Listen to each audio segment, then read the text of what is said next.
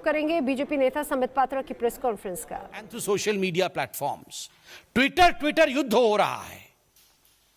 Television channel में एक दूसरे के खिलाफ कांग्रेस पार्टी के ही नेता बोल रहे हैं और बिल्कुल सही बात है। ये जो सवाल उठाया गया है कि कांग्रेस अपने आप को धर्मनिरपेक्ष पार्टी कहती थी, Congress said that our credentials were based on secularism. Their own party people have asked, is this Mahatma Gandhi's secularism? This is core hypocrisy. This is utmost hypocrisy. ये दोगलापन है, ये कांग्रेस पार्टी का डबल स्पीक है, ये Congress party का दोगलापन है। जो Congress party अपने आप को सेक्युलर बताती है, वही कांग्रेस पार्टी बंगाल में आईएसएफ के साथ गठबंधन कर लेती है, वही कांग्रेस पार्टी केरल में मुस्लिम लीग के साथ गठबंधन कर लेती है, वही कांग्रेस पार्टी केरल में वेलफेयर पार्टी ऑफ इंडिया जो कि फ्रंट ऑर्गेनाइजेशन है जमाते इस्लामी का, उसके साथ गठबंधन करती है, वही कांग्रेस पार्टी आसाम में बदरुद्दीन अजमाल के पार्टी AIUDF के साथ गठबंधन करने के लिए प्रयासरत है और पूर्व में इनका एक गठबंधन भी रहा है। और आप जानते हैं AIUDF को लेकर किस प्रकार टेरर फंडिंग से एक एनजीओ में उनके पैसे जा रहे थे, इसको लेकर एक NIA का इन्वेस्टिगेशन भी अभी चल रहा है। जब इस प्रकार के इन्वेस्टिगेशन चल रहे हो, देश विरोधी गतिविधि को लेकर किसी संगठन के, किसी ऑर्गेनाइजेशन के, उनके साथ भी गठबंधन कर लेना ताकि किसी भी तरह से येन केन प्रकारेण अपनी राजनैतिक प्रासंगिकता बनाई रखे कांग्रेस पार्टी, ये आज पूरा हिंदुस्तान देख रहा है।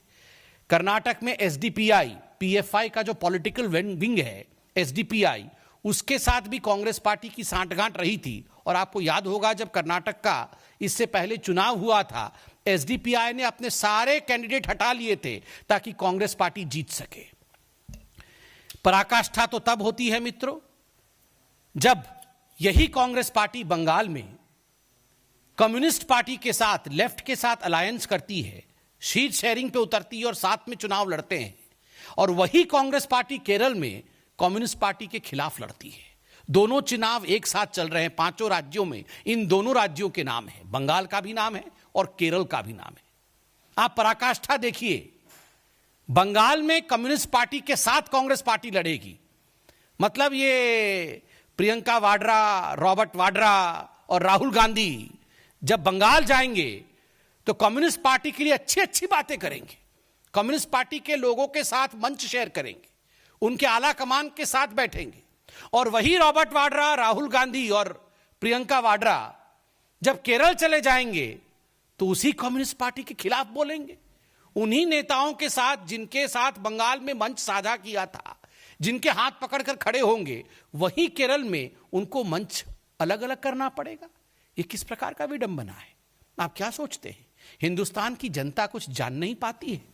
बंधुगण, इनको अलायंस से, गठबंधन से कोई मतलब नहीं है, इनको गवर्नेंस से कोई मतलब नहीं है।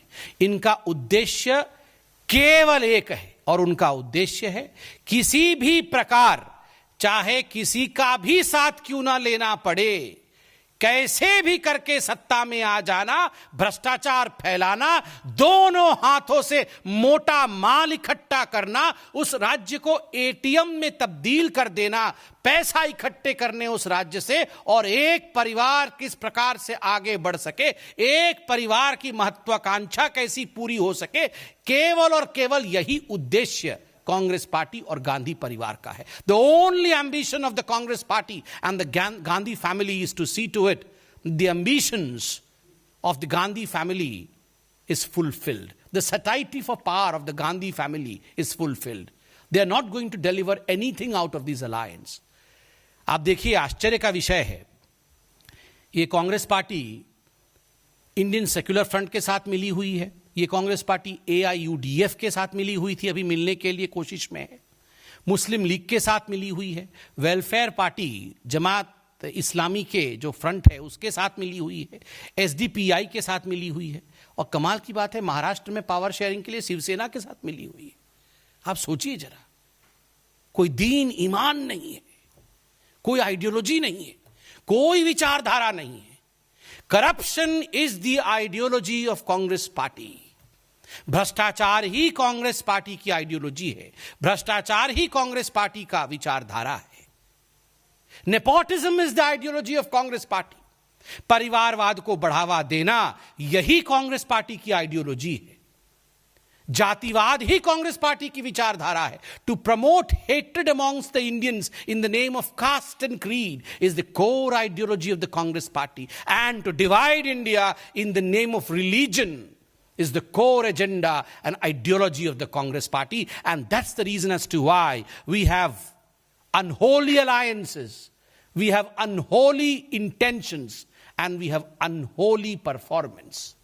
जहां कांग्रेस रहती है वहां अनहोली इंटेंशन रहता है, उनकी इच्छाएं ही अनहोली है, अनहोली अलायंस रहता है और अनहोली परफॉर्मेंस। जब इंटेंशन ही अच्छे नहीं है तो परफॉर्मेंस अच्छा कैसे हो सकता है?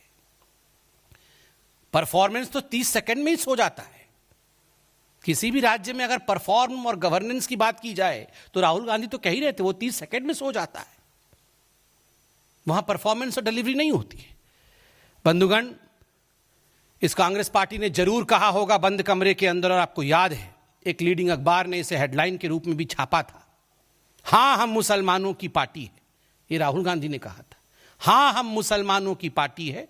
मगर आज हम यहां स्पष्ट कर दे, जहां तक कांग्रेस पार्टी का सवाल है, ये भले ही बंद कमरे में कहते हो हां हम मुसलमानों की पार्टी है, ये मुसलमानों की पार्टी भी नहीं है, ये केवल घर वालों की पार्टी है।